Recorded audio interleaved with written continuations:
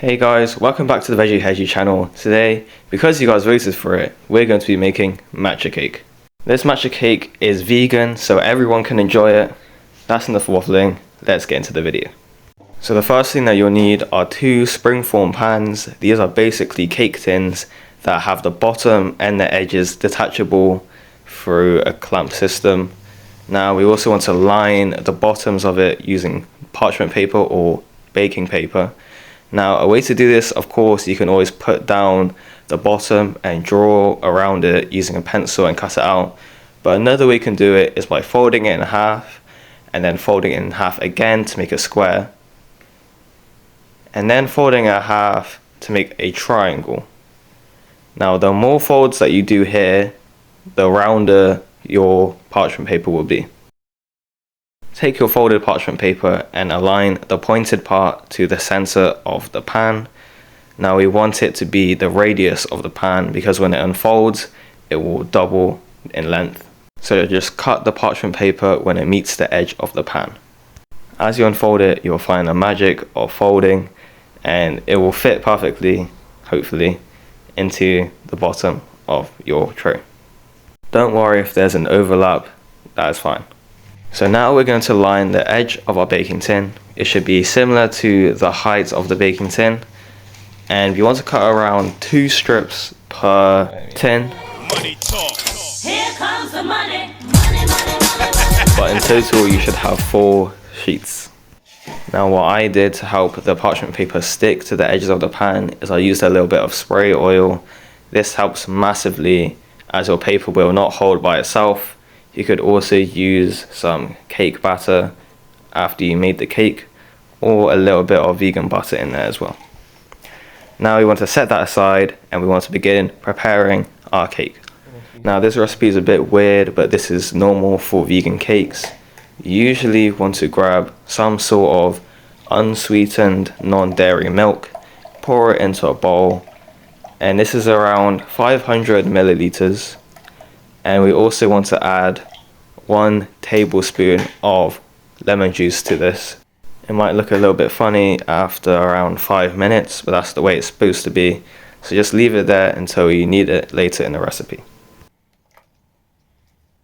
Give it a stir to mix the lemon juice and milk properly and let it sit. Now we want to grab a large bowl and we're going to add around 250 grams of sugar.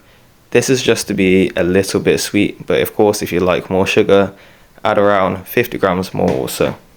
Now you want to add your coconut cream into the mixture. I think this is around 200 milliliters. And if you don't have coconut cream, you can also use coconut milk, but just cut down on the soy milk that you use in the recipe.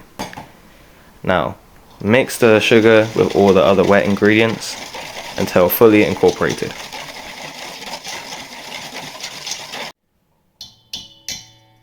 Grab yourself a sieve. Into this we want to add around 500 grams of flour. Make sure you sift it. I spilled it a little bit here. Just be careful when shaking it in.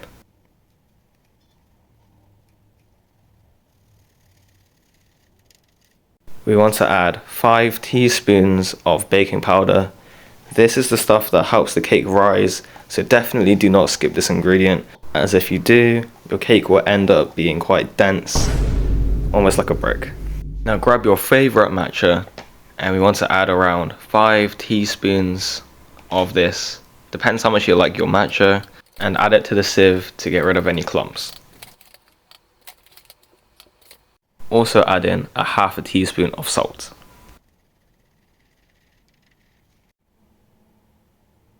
I forgot to add this into the wet batter, but you should also add around a teaspoon of vanilla extract.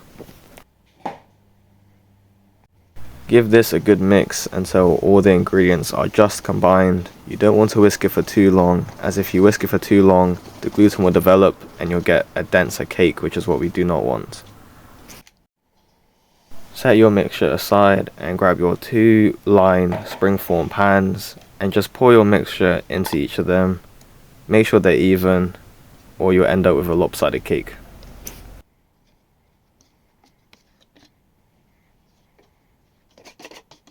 Now we want to bake this at 200 degrees Celsius for around 40 minutes.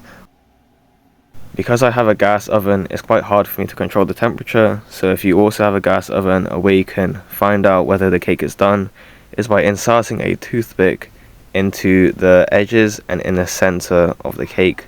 If it comes out with still some of the wet batter in there, then that means it's not ready. But hopefully when you bake your cakes don't come out as cracked as mine. But if it does, then don't worry, because we'll be cutting off the tops of these cakes later anyway. Now, I refrigerated mine overnight just to make sure that the cake is fully set. You want to release the springform pan by releasing the latch and giving it a good shake so it releases itself from the edge. And place it upside down onto a plate and give it a little shake, or loosen it up with a knife to get it away from the bottom of the pan. Now when cutting your cake, please use a serrated knife or even a butter knife. Even if it's slow, it's better than using a chef's knife like I did here. But if you are using a chef's knife, please be sure to do very small movements so that your knife doesn't slide across the cake and cut yourself like I almost did here.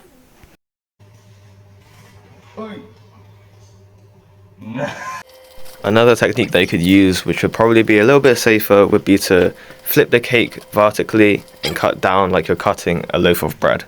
This makes it easier, and you can flip it back to make sure that it's more even, as it's harder to see if you flip it vertically. Now you want to repeat this process for the next cake here. And you remember, just be careful with knives that you use.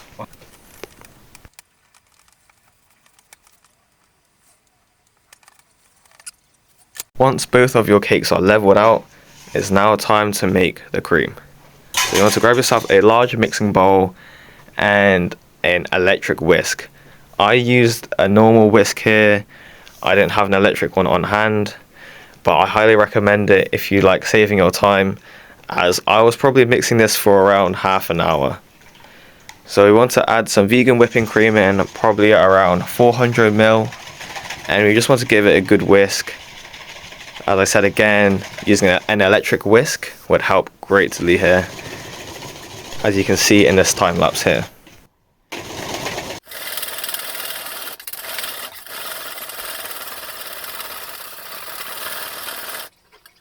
Now, as vegan whipping cream is much less stable than the usual dairy cream, I highly recommend adding around half a teaspoon of corn flour to help stabilize the structure, and sometimes the vegan whipping cream can melt. Now we want to add in some royal icing sugar or just icing sugar and just dust that in using a sieve so that you don't get any clumps. The amount that you use is subjective, so I recommend you taste as you go. Add some in, taste it. If it's not sweet enough, add some more. If it's too sweet, then add a little bit more whipping cream. Now we want to grab our matcha. For the cream, it's usually a lot more than how much we used in the cake. I'm not sure why, but in order to get the color that we want and the flavor that we want, I recommend using probably around 7 or 8 teaspoons of this. Remember that the amount of matcha that you use is subjective, and it really depends on how much you like your matcha. We also want to add around a teaspoon of vanilla extract for flavor. Now for vegan whipping cream, it's quite hard to over whip, unlike dairy whipping cream. So now you want to grab the bottom of a cake container or a turntable and place around a teaspoon of your cream onto it so that it doesn't fall away. Now we want to grab 4 strips of parchment paper and arrange it like so that when you pull it away after decorating the cake, the bottom of it won't be as messy and it will look more presentable. Now's the time to add the cream in between the cake layers. Now remember to use how much you think is right. My judgment was very poor and I ended up adding a crazy amount of cream, so much so that the top layer of the cake actually ended up floating on top of the bottom layer, which is not ideal. As you can see, I probably added around 2 centimeters of extra height to the cake because of how much cream I added in. You should probably be aiming for around less than a centimeter, as after you add your fruit, you're going to be adding a little bit extra on top as well.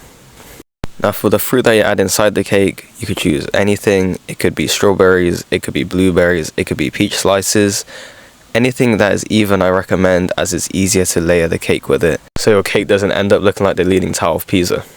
After you're done putting the cream on top of the fruit, you want to grab the top layer, put it face down so the top layer is flat, and you want to give it a firm press so that the cream can make contact with it and stabilize the whole thing.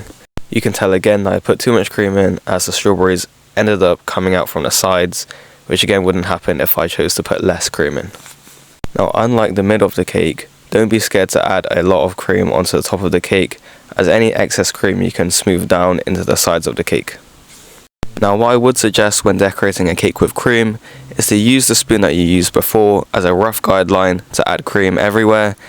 Then once you're done with that, you can use an offset spatula or a butter knife to smooth out the edges to make it look a little bit more presentable. The process of smoothing out the cream on a cake is quite tedious and time consuming, but it doesn't matter, just take your time and make it look the best as you can. Just remember that all masterpieces take time to create, and hopefully it'll be worth it. So at this point, I was pretty much done. I did the best I could with a butter knife, but let's just call it a rustic look. That's what most people call it when something doesn't go their way. Now, for all of my fellow matcha lovers out there, you can add an extra sprinkle of your matcha powder by sifting it on top of the cake, or if you just want to cover up the top of your cake if it looks a little bit rough. This is basically the finished product of the cake. The people that I made the cake for really enjoyed it. And yeah, that's the end of the video. Thank you guys for watching. Please like and subscribe if you enjoyed, and let me know what you'd like to see next.